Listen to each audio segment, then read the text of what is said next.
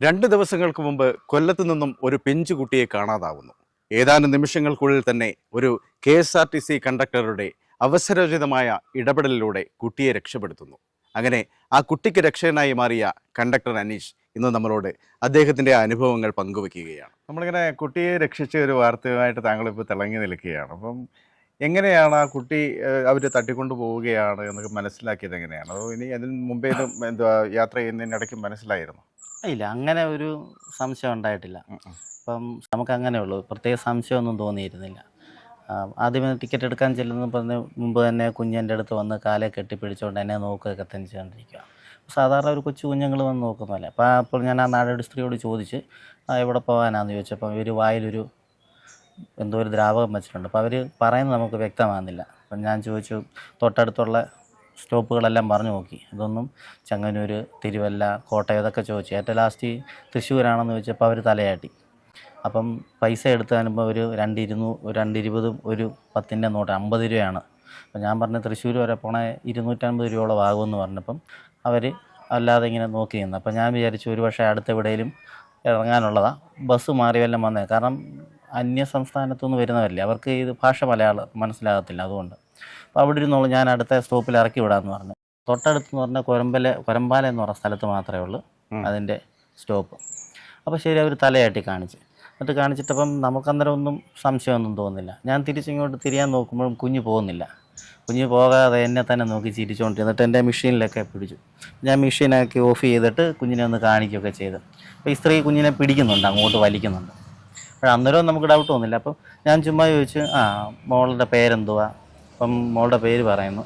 ശരി, മോളുടെ അമ്മയുടെ പേരെന്താണെന്ന് ചോദിക്കുമ്പം നാടോടി സ്ത്രീയാണ്, അവിടെ നിന്ന് അമ്മയുടെ പേര് ദേവി എന്നൊക്കെ പറയുന്നത്. അപ്പോൾ കുഞ്ഞത് കേട്ടുകൊണ്ട് പറയുന്നുണ്ട്. അപ്പോൾ അതിൻ്റെ ഇടയ്ക്ക് ഞാൻ ചോദിച്ചു, മോള് എത്രല്ല പഠിക്കുന്നത്, അംഗൻവാടിയാണ് എല്ലാം പറഞ്ഞു. ശരി, മോളുടെ അമ്മ എന്തേന്ന് ചോദിച്ചപ്പോൾ അവർ പറഞ്ഞു അതാണ് അമ്മയെന്ന്. പക്ഷേ ഇത്രയും പ്രായം തോന്നിക്കുന്നൊരു സ്ത്രീ അമ്മയും മോളുമാണെന്ന് നമുക്ക് തോന്നത്തില്ല. അന്നേരം ഒരു സംശയം കൊണ്ട് ഞാൻ പെട്ടെന്ന് കുഞ്ഞിനോട് ചോദിച്ചു, മോളുടെ അമ്മയുടെ പേരെന്താണ്?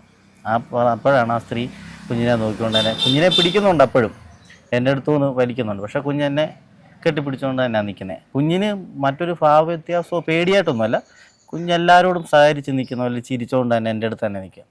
അപ്പോഴാണ് ദേവി എന്ന് ആ സ്ത്രീ തന്നെ പറഞ്ഞപ്പോൾ കുഞ്ഞും പറഞ്ഞു.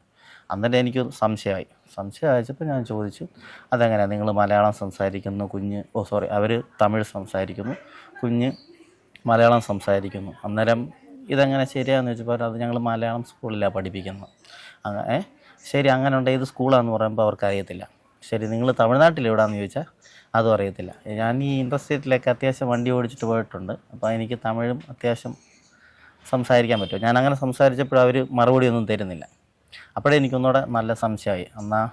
അപ്പോൾ തന്നെ ഞാൻ ഡ്രൈവറുമായിട്ട് സംസാരിച്ചു, സാഗർ KV എന്ന് പറഞ്ഞ സാറിനോട് പറഞ്ഞു, സാറേ ഇനി ആരെയും ഇറക്കുകയോ കയറ്റുമൊന്നും വേണ്ട, നമുക്ക് നേരിട്ട് അടുത്തുള്ള പോലീസ് സ്റ്റേഷൻ പന്തളത്ത് തന്നെ അവിടെ കൊണ്ട് നിർത്തിയാൽ മതി. എൻ്റെ അടുത്ത് തന്നെയുള്ള പോലീസ് സ്റ്റേഷനാണ്.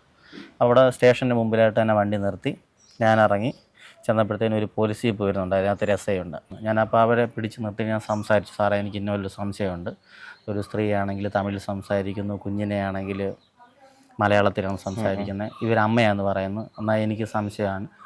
അതുകൊണ്ട് ഇവരെ ടിക്കറ്റ് എടുത്തില്ല. കാരണം നമ്മൾ ടിക്കറ്റ് എടുത്തിട്ടുണ്ടെങ്കിൽ ആ പാസഞ്ചറെ കൊണ്ടുപോകേണ്ടത് നമ്മുടെ കടമയാണ്.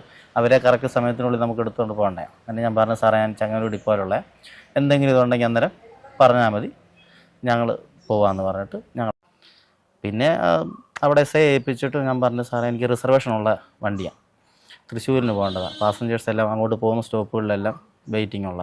അങ്ങനെ ഞാനിവിടെ നിന്ന് പോകാമായിരുന്നു.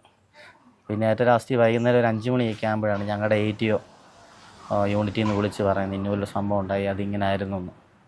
ഇത് അറിഞ്ഞപ്പോൾ കുറച്ച് സന്തോഷമായി. നമ്മൾ കാരണം ഒരാളെങ്കിലും രക്ഷപ്പെടാൻ പറ്റി. വീട്ടിലാരൊക്കെയാണുള്ളത്? വീട്ടിൽ ഭാര്യ, 2 മക്കൾ. മൂത്തത് മണികണ്ഠൻ, ഇളയത് മഹാദേവ്, ഭാര്യയുടെ പേര് സൗമ്യ. 2 ആൺപിള്ളേർ.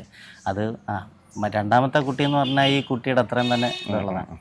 മൂത്തത് 5ാം ക്ലാസ്സിൽ. ഇത് വളരെ മാതൃകാപരമായിട്ടുള്ള ഒരു കാര്യമാണ് താങ്കൾ ചെയ്തിരിക്കുന്നത്. മറ്റുള്ളവർക്കും ഇതൊക്കെ കണ്ടിട്ട് പ്രയോജനങ്ങൾ ഉണ്ടാകണം. കാരണം നമ്മളിങ്ങനെ ഒരുപാട് നാടോടി കുട്ടികളുമായിട്ടൊക്കെ വരുന്നത് നമ്മൾ കാണുന്നുണ്ട്. അപ്പോൾ അതൊക്കെ നമുക്ക് സംശയിക്കേണ്ടിയിരിക്കുന്നു ഇത് കാണുമ്പോഴത്തേക്ക്, അല്ലേ? അപ്പോൾ താങ്കൾ ചെയ്ത ഇതിന് ഈ ഒരു പ്രവൃത്തിക്ക് എല്ലാവിധ അനുഗ്രഹങ്ങളും ഉണ്ടാകട്ടെ എന്നുള്ള പ്രാർത്ഥനയുണ്ട്. അതുപോലെ തന്നെ ഞങ്ങളുടെ വേഡ് വൺ ചാനലിൻ്റെ എല്ലാവിധ ആശംസകളും അറിയിക്കും. ശരി, താങ്ക് യു.